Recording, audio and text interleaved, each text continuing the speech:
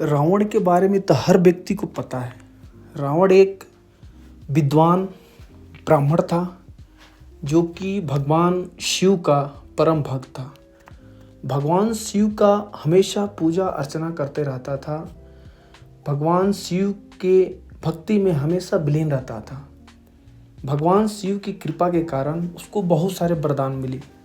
भगवान शिव ने उसको बहुत सारे वरदान दिए, उसको अस्त्र शस्त्र दिए और रावण के पास शास्त्र शस्त्र सभी का ज्ञान था।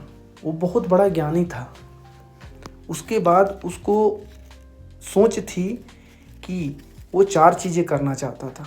पहला चीज़ ये था कि वो सोने को सुगंधित बनाना चाहता था। सोने को सुगंधित बनाने का कारण ये था क्योंकि जो लंका नगरी थी पूरे सोने की बनी हुई थी और उस लंका नगरी को सोच रहा था कि अगर ये सोने हैं तो इसको मैं सुगंधित बना दूं तो जनता भी प्रसन्न रहेगी, खुद प्रसन्न रहे। इसलिए वो चाहता था सोने को सुगंधित बनाए ताकि लंका नगरी सुगंधित रहे हमेशा। दूसरी इच्छा उसकी ये थी, समुद्र के खरे पानी को मीठा बनाना चाहता था।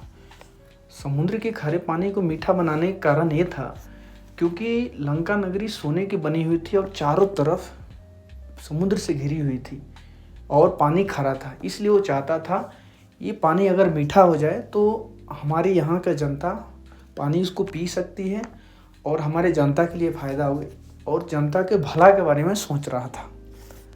तीसरी इच्छा उसकी ये थी, लंका से स्वर्ग तक सीढ़ी बनाना चाहता था।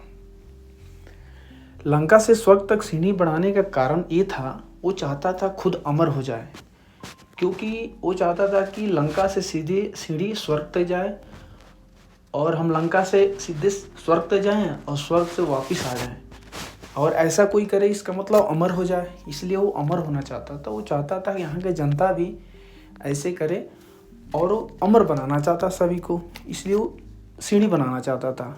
चौथा पॉइंट इसका ये था, पिता के सामने पुत्र की मृत्यु न हो। इसकी मन में इच्छा ये थी कि किसी भी पिता के सामने उसके पुत्र का मृत्यु न हो।